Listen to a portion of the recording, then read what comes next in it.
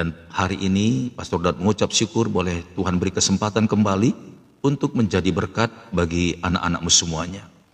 Kiranya mengalirlah berkat firman-Mu ya Tuhan, penuhi setiap hati kami, dan pakailah hamba-Mu untuk menyampaikannya. Semuanya apa yang di hati Tuhan mengalir dengan deras dan untuk kemuliaan bagi nama Tuhan. Terima kasih Bapak, berkati urapi tubuh jiwa rohku dan mulut bibir lidah hamba-Mu, agar seperti apa yang mau Tuhan sampaikan, semuanya dapat Pastor Daud sampaikan. Terima kasih Bapak, di dalam nama Tuhan Yesus, kami siap untuk mendengarkan firman Tuhan. Haleluya. Amin, amin, amin, amin. Iya, Bapak Ibu sekalian, ya kita lanjutkan lagi. Pagi hari ini kita masih ada di area seorang penyembah yang benar Bapak Ibu ya. Karena memang ini pengajarannya tidak bisa satu kali dan kita harus sama-sama belajar.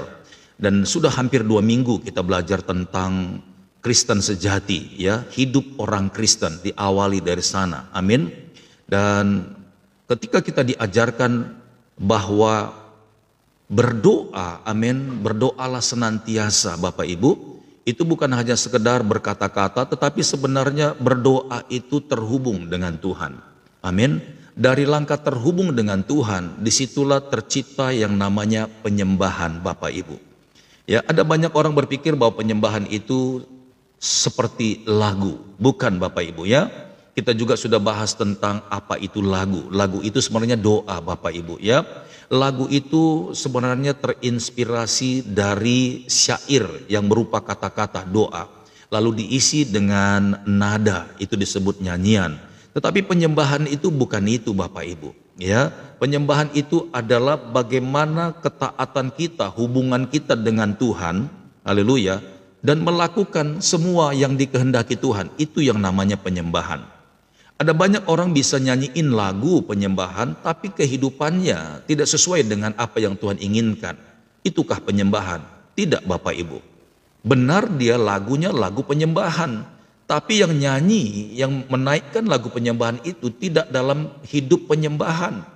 Karena kalau seorang penyembah, kita sudah belajar dan sudah terlalu dalam kita menyelam bahwa penyembah itu sama dengan seperti orang yang diselamatkan, ditebus dengan nilai yang mahal, kemudian dia menjadi budaknya Tuhan yang menebusnya. Nah, seorang penyembah itu sadar bahwa dia bukan hanya sekedar bernyanyi, tetapi dia tahu bahwa ada seorang Tuhan yang bernama Yesus yang telah mati, gantikan dosa-dosa kita, dan membayar lunas semua dosa kita. Dan mulai saat itu kita menjadi dulosnya Tuhan, menjadi budaknya Yesus, menjadi penyembah Yesus. Amin. Dan itu sebabnya Pastor Daud kemarin bahas bahwa Kristen itu bukan penyembah, tapi Kristen sejati baru menyembah. Ya, Kristen sejati itu tidak lagi menghidupi ya seperti apa yang dunia hidupi Bapak Ibu. Sekalipun kita memang masih hidup di dalam dunia, kita masih ya terkoneksi dengan dunia, tapi caranya kita tidak lagi dengan caranya dunia Bapak Ibu. Seorang penyembah yang benar, the true worshiper, ya, seorang budaknya Tuhan yang sudah ditebus dari segala dosa itu, maka kita sekalipun masih hidup di dalam dunia, tapi kita melakukan seperti untuk Tuhan. Amin. Seperti untuk Tuhan. Perbuatlah segala sesuatu seperti untuk Tuhan. Nah, seorang penyembah yang benar, amin, dia akan terus melakukan banyak hal. Bekerja, yes, masih tetap bekerja. Amin. Melakukan kegiatan, yes, masih melakukan kegiatan. Tapi semua yang dia perbuat, semua pekerjaannya itu sudah tidak sama lagi dengan cara dunia. Dia percaya Bapak Ibu dengan caranya dia setia dan taat kepada Tuhan. Tuhan sanggup memberkati hidupnya. Sebab ada banyak orang-orang mencari nafkah atau mencari hidup Bapak Ibu ya karena ingin seperti apa yang dunia temukan atau dunia dapatkan, maka dia juga ikut-ikutan dengan cara dunia. Ada orang kepingin cepat kaya Bapak Ibu dengan cara dunia, pergi ke gunung-gunung, pergi ke tempat-tempat orang-orang yang benar-benar menyesatkan kita dan bahkan membuat kita tidak beriman. Ya, mereka itu sering nyanyi di gereja, mereka itu ya disebut orang Kristen, tapi bukan Kristen sejati Bapak Ibu. Haleluya.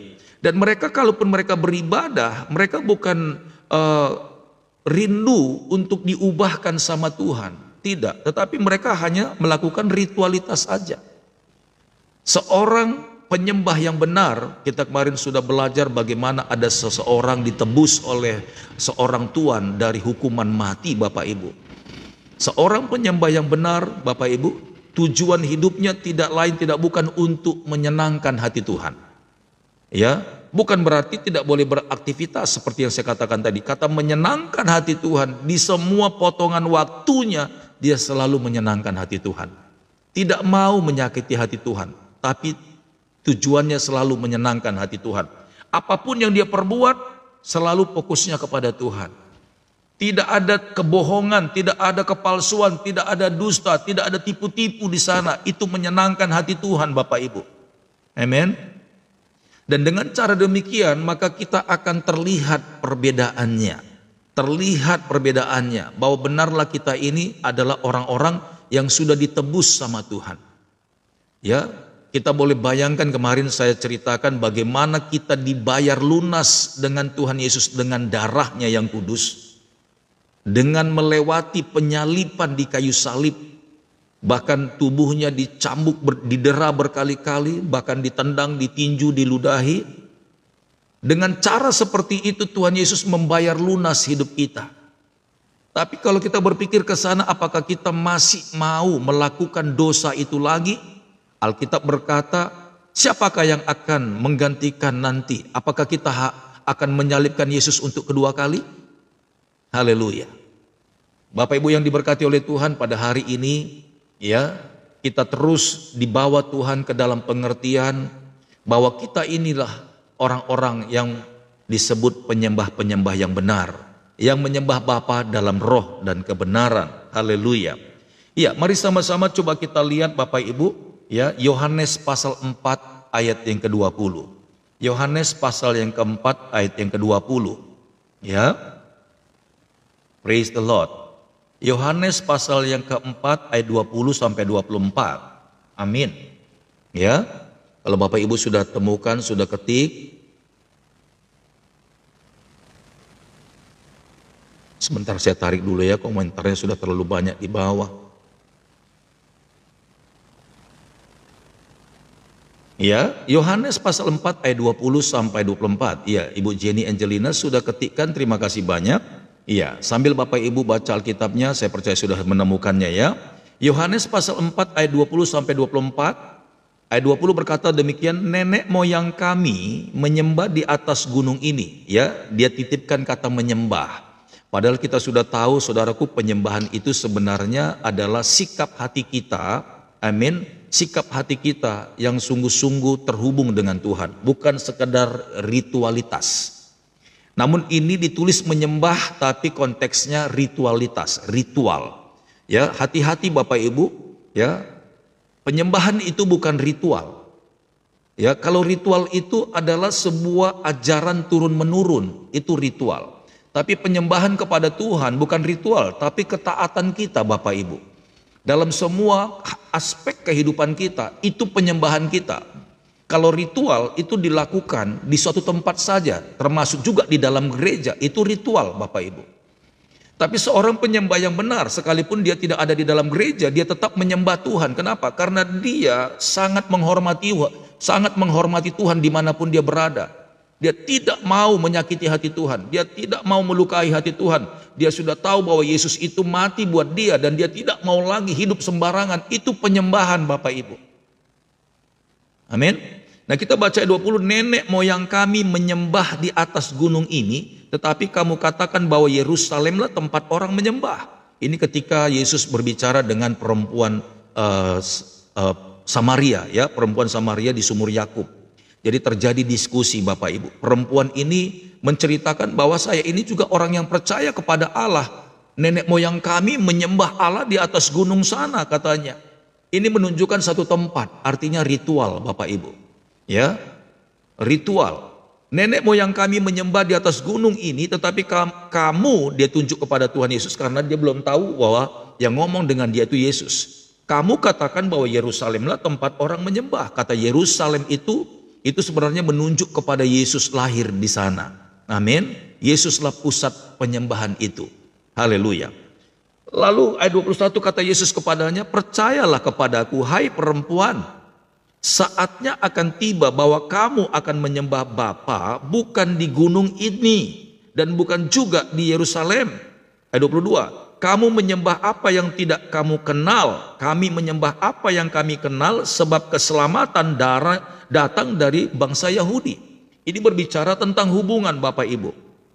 Kamu menyembah apa yang tidak kamu kenal. Nah, ada banyak orang mencoba membuat sebuah penyembahan tapi dia tidak kenal. Kenapa dikatakan tidak kenal? Nggak mungkin terjadi sesuatu perubahan dalam hidup seseorang kalau orang yang dia sembah, pribadi yang disembah itu benar-benar tidak membawa dampak dan pengaruh dalam hidupnya. Dan itu yang saya sebutkan tadi, saudara. Kenapa saya katakan sebuah penyembahan itu tidak harus di dalam gereja yang disebut ritual tadi? Karena ketika kita melakukan sebuah penyembahan dalam ketaatan kita, itu artinya selalu ada perubahan di dalam hidup kita. Selalu ada tindakan yang terus mengarah kepada Tuhan.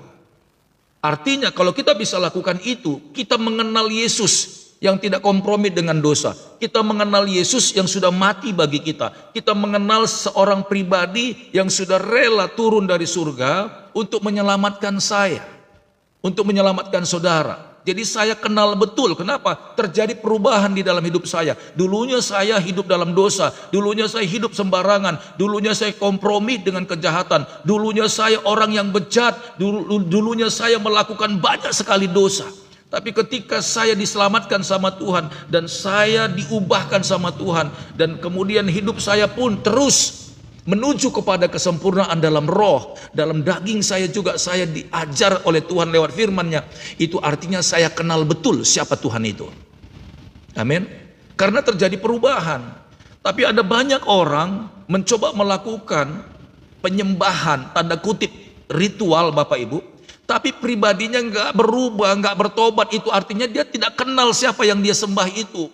Ya, dia tidak mengerti siapa yang dia sembah, tapi yang penting dia bikin ritual, dia bikin ibadah. Haleluya. Nah, saya rindu kita semuanya sebagai seorang penyembah-penyembah yang sejati, penyembah yang benar. Amin.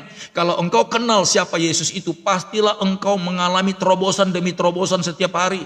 Pastilah engkau mengalami perubahan demi perubahan setiap waktu.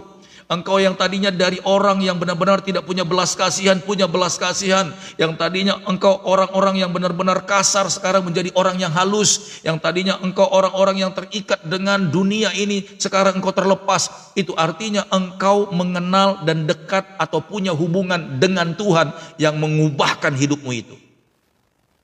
Tapi sayangnya banyak orang Kristen, saudara, rajin ke gereja, rajin ibadah, dan katanya dia penyembahan, seorang penyembah. Tapi saudara boleh lihat karakternya, saudara boleh lihat perbuatannya, saudara boleh lihat buah-buah hidupnya. Apakah sesuai dengan apa yang Tuhan Yesus minta atau tidak? Amin. Dari sini perbedaannya. Ya, saya baca ulang ayat 22. Kamu menyembah apa yang kamu tidak kenal. Bagaimana ada orang menyembah yang tidak dikenal itu bisa merubah hidupnya? Pasti tersesat Bapak Ibu. Ada orang mengadakan sebuah penyembahan, ada orang yang mengadakan ibadah, tapi dia tidak punya hubungan dengan yang disembah itu. Amin. Dia tidak punya hubungan, dia tidak terkoneksi, dia tidak kenal, dia tidak dekat Bapak Ibu.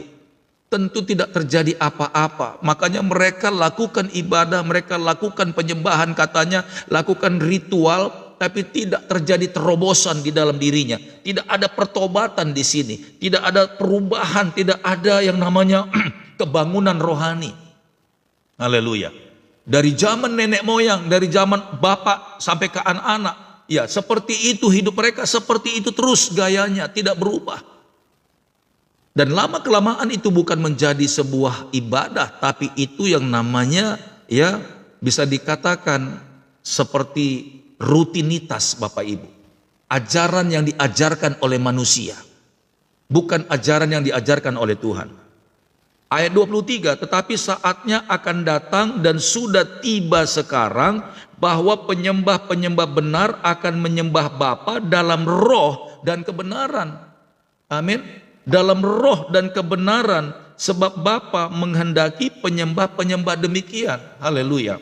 Ya, bicara tentang roh, karena memang Allah kita itu roh, maka kita harus menyembahnya dalam roh dan kebenaran. Roh kita ini mengenali siapa sebenarnya Tuhan yang kita sembah itu. Dan oleh sebab itulah roh itu akan mengikuti seperti apa yang Roh Kudus sampaikan di dalam kita. Amin. Roh kita ini akan mengikuti dan taat dia kepada Allah kita itu, Bapak Ibu. Beda kalau dengan ritual atau ibadah yang kita lakukan turun-temurun, maka kita akan mengikuti seperti apa yang manusia lakukan. Kalau perempuan Samaria ini, ya dulu nenek moyangnya adalah Yakub, Bapak Ibu. Ya, Yakub itu adalah Israel. Ya, itu opungnya dia. Tapi anaknya dari Yakub ini, Israel ini, ada yang menikah kawin campur dengan keturunan orang Samaria. Orang Samaria itu penyembah berhala. Dari situ saja kita sudah lihat perempuan Samaria ini menyembah Allahnya Yakub, tetapi berbentuk ritual, Bapak Ibu. Karena perempuan Samaria ini bisa percaya sama Yakub, nenek moyangnya, karena dulu anaknya Yakub itu salah satunya menikah, amin. Dari keturunan anak Yakub itu menikah dengan generasi dari suku Samaria yang notabene bukan orang yang percaya kepada Allah. Kalau istilah sekarang itu, ya, kalau kita ini Kristen, ada salah satu dari keturunan Yakub itu, ya, menikah dengan orang yang tidak seiman. Nah, ini apalagi saudaraku, ya, inilah beratnya Bapak Ibu. Jadi seorang penyembah itu, ya, dalam ketaatannya, dalam pelayanannya Bapak Ibu, dia tahu persis, selalu terjadi perubahan demi perubahan Bapak Ibu. Pertobatan demi pertobatan.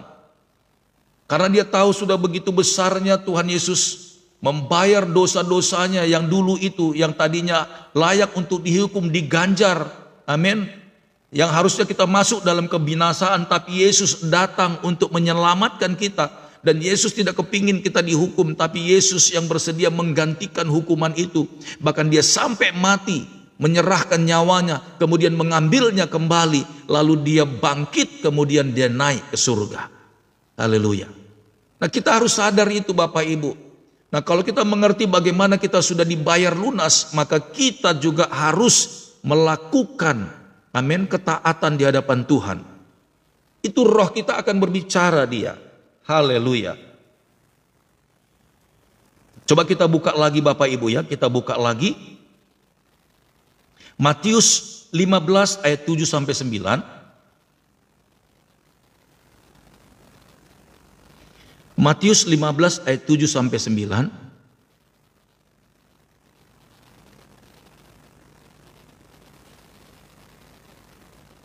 Iya, terima kasih banyak ya buat Jenny sama Ibu Dormauli.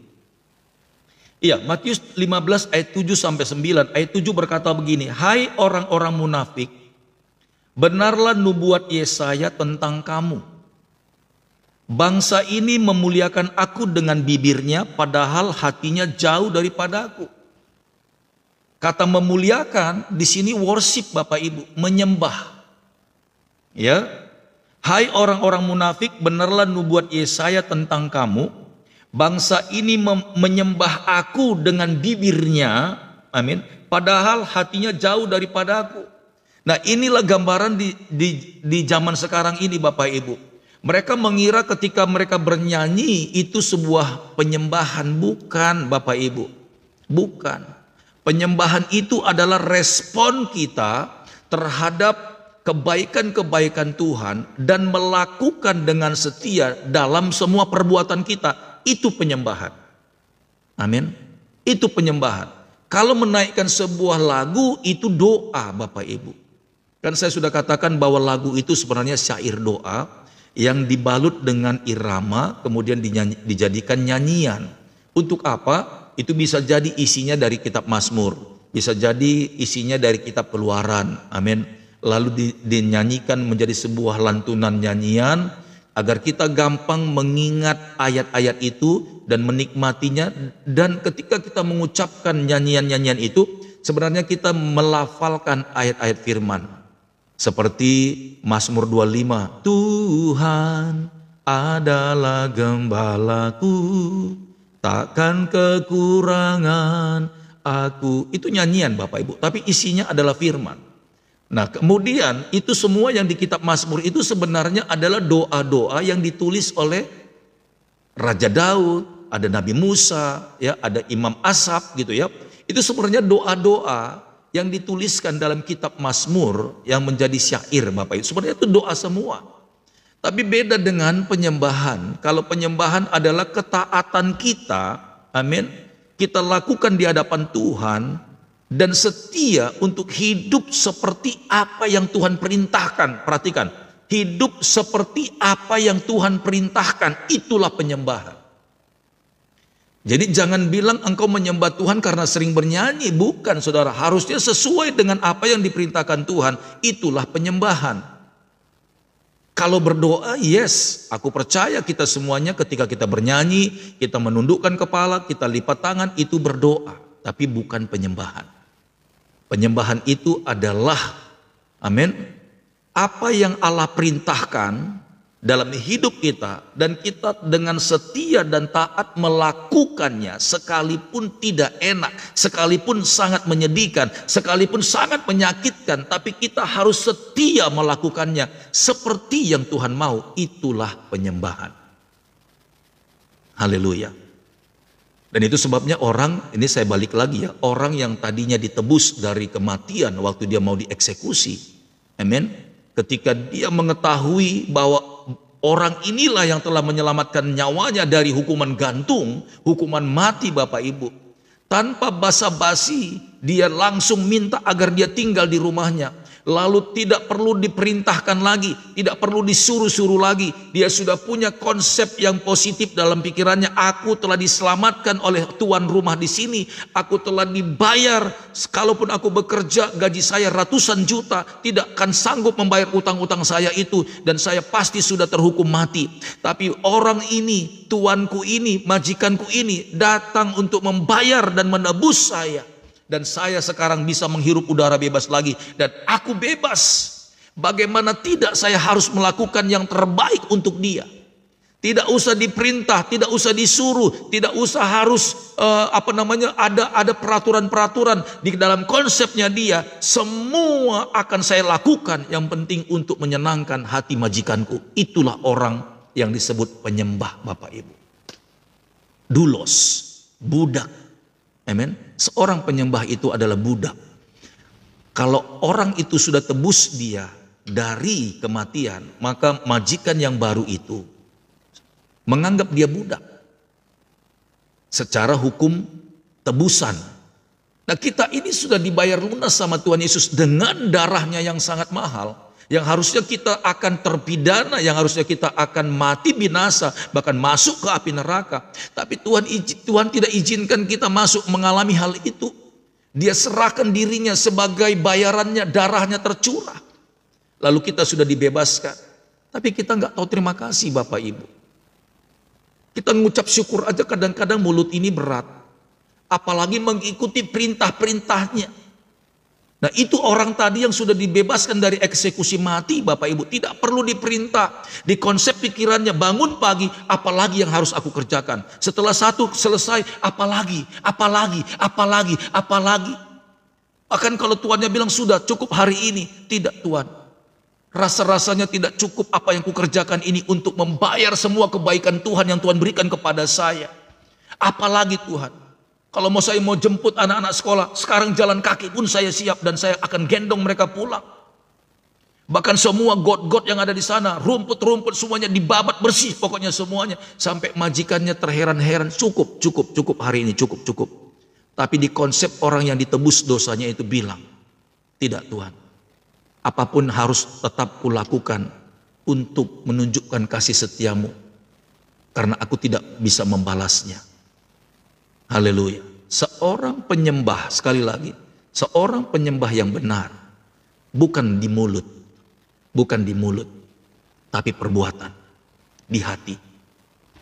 Lihat ya, hati orang, hai orang munafik, benarlah nubuat Yesaya tentang kamu Bangsa ini memuliakan aku dengan bibirnya, padahal hatinya jauh daripadaku. Hatinya jauh. Tidak ada kasih setia, tidak ada ketaatan, tidak ada penundukan, tidak ada kerelaan, tidak ada keikhlasan. Sudah ditebus, sudah dibayar, tapi masih hitung-hitungan, masih nuntut lagi sama Tuhan. Haleluya. Seorang penyembah yang benar tidak begitu. Haleluya. Abraham, dia juga salah seorang penyembah sejati. Ketika diperintahkan Allah kepadanya untuk tinggalkan keluarganya, kampung halamannya, kakek neneknya. Ketika Allah berbicara kepadanya, Abraham, tinggalkan kampung halamannya. Padahal dia tidak tahu akan kemana dia pergi. Tapi Tuhan bilang, kamu ikut aku. Aku berjanji aku akan memberkati engkau.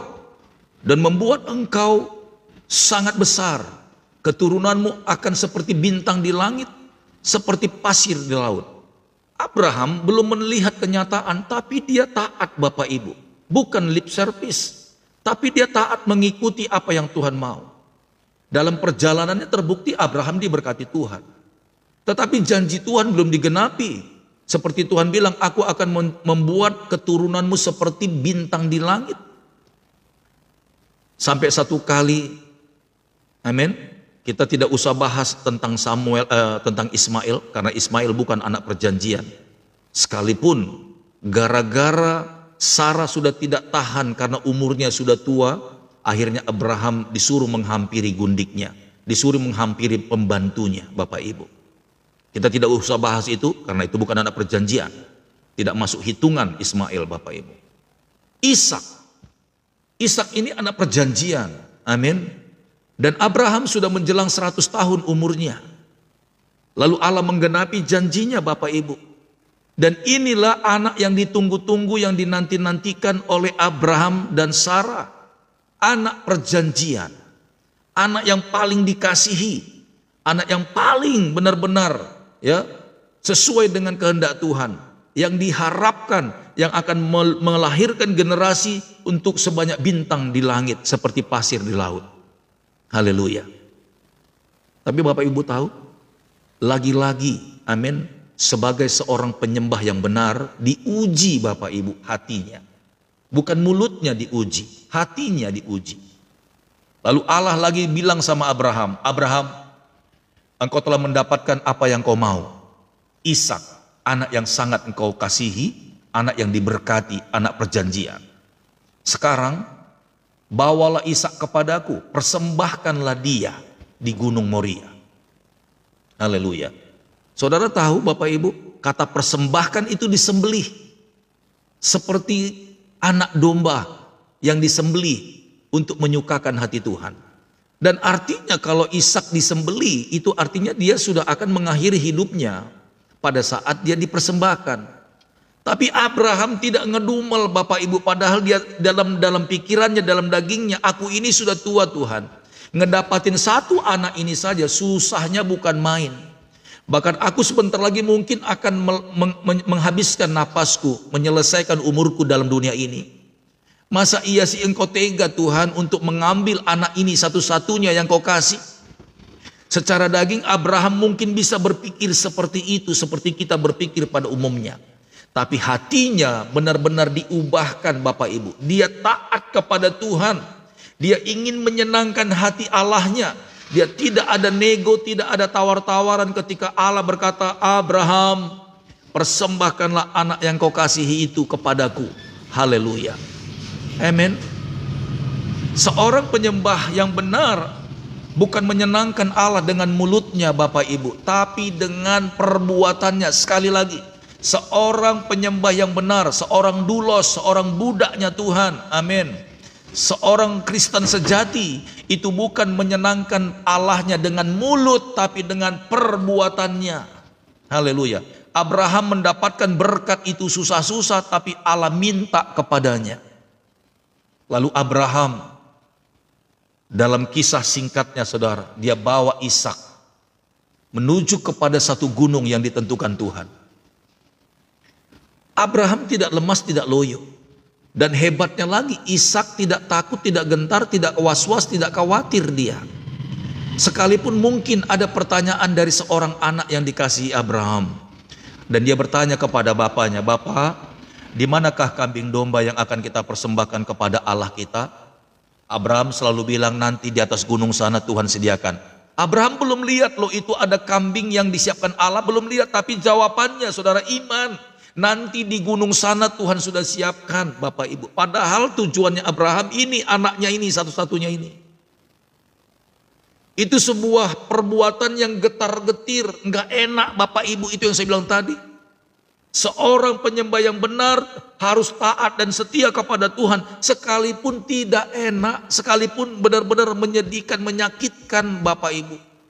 Tapi dia tetap taat dan setia kepada Tuhan. Itulah penyembah yang benar. Haleluya. Ketika Abraham mendengarkan pertanyaan itu, dia memakai perkataan iman, nanti di gunung sana Tuhan sudah siapkan. Lalu Ishak tidak gentar, dia berjalan terus sampai ke gunung itu. Dan hebatnya Bapak Ibu, Ishak ketika Abraham mengikat tangannya, kemudian membaringkannya di atas batu tempat ibadah mezbahnya dia. Lalu Abraham berdoa dengan kata-kata demikian, "Aku percaya kepada Allahku.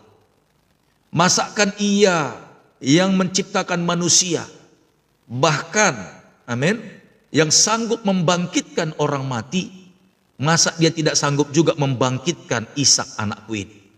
Haleluya. Perkataan iman itu benar-benar membuat surga bergoncang, Bapak Ibu.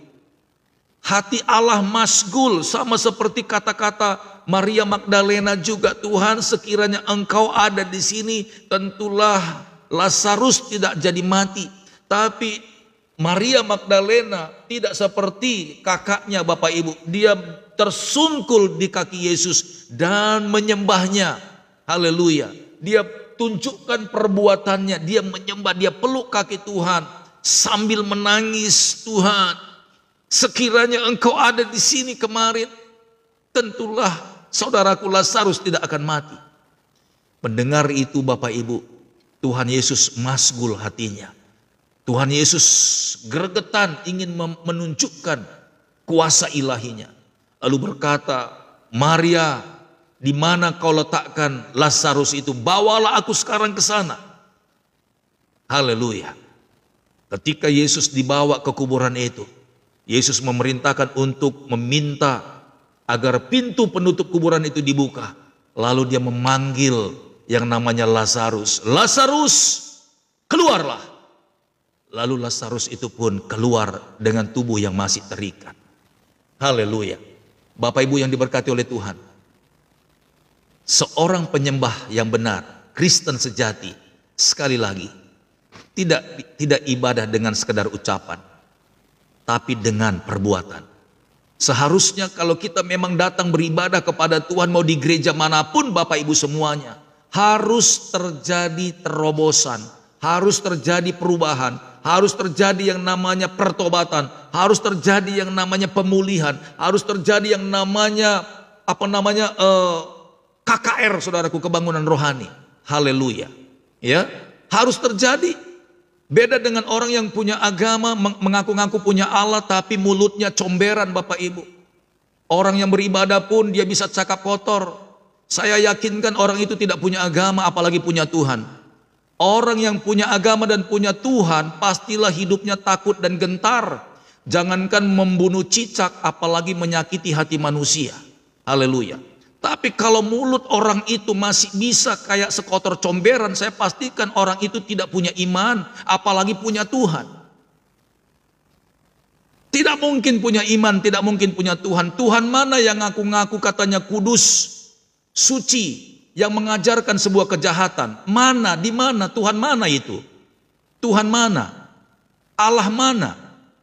Kalau bukan Allahnya setan, tidak mungkin. Kalau Allah pemilik surga, surga itu suci, kudus.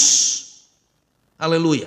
Tentulah orang-orang yang percaya kepadanya suci, kudus, tidak mungkin ya menyakiti orang lain. Ya, kita mau menyakiti hewan saja kita punya perasaan, apalagi sesama manusia. Sesama manusia itu artinya satu produk, Bapak Ibu. Tidak ada dua Allah, tidak ada dua Tuhan. Amin. Kalau memang agama yang membuat kita melakukan sesuatu kejahatan, tinggalkan agamamu itu bukan agama, Bapak Ibu. Ya, itu bukan agama. Hidung kita sama dua, mata kita sama dua. Saya percaya Tuhannya yang ciptakan sama. Kalau hanya karena agama yang kau yakini itu, engkau berani melukai perasaan orang lain, engkau berani berkata-kata kotor, haleluya, engkau bukan punya agama, engkau bukan punya Tuhan, engkau salah alamat, Bapak Ibu, haleluya. Sama di kekristenan juga begitu, seorang penyembah yang benar, amin, bukan cuma lip service, amin, bukan sekedar bernyanyi, bukan, Bapak Ibu. Tapi seorang penyembah yang benar itu tahu persis ketika dia datang kepada Tuhan, dia bilang, siapakah aku ini Tuhan? Siapakah aku ini Tuhan? Jadi biji matamu. Dengan apakah ku balas Tuhan selain puji dan sembah Kau? Siapakah aku ini Tuhan? Jadi biji matamu. Dengan apakah ku balas Tuhan selain puji dan sembah Kau?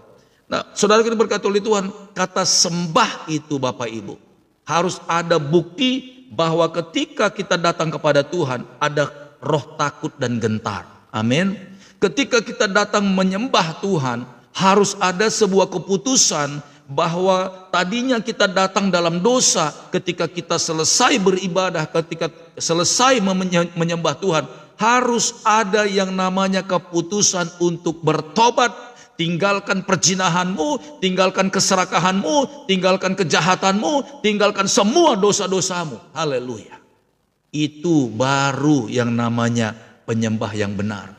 Makanya saya betul di surga itu tidak ada lagi dosa, tidak ada lagi yang namanya perzinahan, tidak ada lagi yang berbau seks. Haleluya. Kenapa? Karena ketika kita di dunia, ketika kita sedang menjadi penyembah Tuhan di dunia ini, kita sudah tidak bisa lagi kompromi dengan dosa. Haleluya. Ini satu bukti Bapak Ibu semuanya ya. Haleluya. Saya akan baca ulang Matius 15 ayat yang ke-7. Hai orang munafik, benarlah nubuat Yesaya tentang kamu. Bangsa ini memuliakan aku dengan bibirnya. Halo, dengar baik-baik. Memuliakan Tuhan, memuji dan menyembah Tuhan bukan sekedar pakai mulut. Amin. Haleluya. Ada banyak loh ya, orang-orang ngaku ibadah tapi mulut doang, perbuatannya jahat. Mulut hafal namanya ayat-ayat yang ada di kitab suci, tapi hatinya jahatnya bukan main. Haleluya. Ya, hatinya jahatnya bukan main. Itu bukan sebuah penyembahan, bukan. Bangsa ini memuliakan aku dengan bibirnya, padahal hatinya jauh daripadaku. Percuma mereka beribadah kepadaku, sedangkan ajaran yang mereka ajarkan ialah perintah manusia. Oh, haleluya. Kalau perintah manusia yang kita ikuti Bapak Ibu, hati manusia itu jahat pada dasarnya. Jahat. Kalau kita patuh kepada perintah manusia, tentunya kita tidak akan bisa menembus dan melihat Tuhan. Haleluya. Ya. Tidak bisa menembus hadirat Tuhan. Praise the Lord. Ini yang perlu kita pelajari Bapak Ibu. Ini yang perlu kita hidupi. Haleluya. Bukan sekedar hafal ayat. Kalau hafal ayat itu di mulut, tapi perbuatan. Cukup satu ayat saja. Kebenaran itu berkuasa dalam hatimu dan membuat engkau berubah. Amin. Membuat engkau menjadi orang-orang yang saleh, membuat engkau menjadi orang-orang yang setia, membuat engkau orang yang jauh dari dosa, membuat engkau menjadi orang-orang yang melepaskan semua perbuatan-perbuatan kemunafikanmu itu, yang membuat engkau mengasihi orang lain, yang membuat engkau sayang kepada sesama, yang membuat engkau menghormati orang lain yang lagi beribadah. Itulah yang namanya penyembahan, bukan hafal-hafal ayat. Haleluya. Percuma. Sekali lagi ayat ini berkata, percuma mereka beribadah kepadaku, sedang ajaran yang mereka ajarkan ialah perintah manusia. Haleluya. Praise the Lord. Ini yang menjadi pengajaran bagi kita Bapak Ibu sekali lagi. Ya, Pastor Daud mengharap kita semuanya dalam segala perkara hidup kita harus jadi seorang penyembah yang benar. Penyembah yang benar, yang selalu terhubung, terconnecting dengan Tuhan. Yang selalu memuaskan hati Tuhan, karena kita tahu tanpa pengorbanan Tuhan Yesus kita tidak mungkin bisa diselamatkan. Dan oleh sebab itu tidak mungkin lagi kita melakukan dosa dan datang kepada Tuhan, kompromi dengan yang namanya dunia ini, kegelapan ini, lalu kita coba-coba untuk memuji Tuhan. Haleluya, kita tidak patut Bapak Ibu. Tapi mari kita buktikan dengan perbuatan kita. Semakin hari kita semakin diubahkan Tuhan. Terima kasih banyak Bapa, Engkau telah menyelamatkan aku dari kebinasaan, Engkau telah menyelamatkan aku dari hukuman dosa, dan sekarang aku dibebaskan karena darah Yesus. Dan oleh sebab itu aku mulai hari ini Tuhan, aku tidak akan lagi melakukan semua dosa dan kejahatanku itu, yang seharusnya akulah yang terhukum mati, terpidana, tetapi Engkau rela membayar lunas dengan darah-Mu yang kudus. Maka mulai hari ini Tuhan, apapun yang kulakukan, semuanya akan kulakukan seperti untuk Tuhan. Haleluya. Itulah penyembahan yang sejati Bapak Ibu. Kiranya firman Tuhan yang pagi hari ini Pastor Daud sampaikan akan memberkati kita dan membawa kita dalam pengertian ilahi. Dan semua kita yang sudah mendengarkannya, baik dengan maksud yang baik ataupun dengan maksud yang tidak baik, saya percaya setiap telinga yang mendengar pasti akan diberkati oleh Tuhan. Apapun, haleluya. Selama engkau terbuka hatimu, katakan kepada Tuhan Yesus, Tuhan, aku orang yang berdosa. Aku ingin berubah Tuhan, sebagai seorang penyembah yang benar, sebagai Kristen sejati, yang mengikuti pribadi yang diurapi, yaitu Tuhan Yesus. Dan aku percaya, aku juga akan menjadi seorang yang diurapi Tuhan. Orang yang diurapi Tuhan, hidupnya tidak lagi sembarangan. Hidupnya tidak lagi asal-asalan. Hidupnya takut dan gentar kepada Tuhan Yesus. Kita berdoa Bapak Ibu.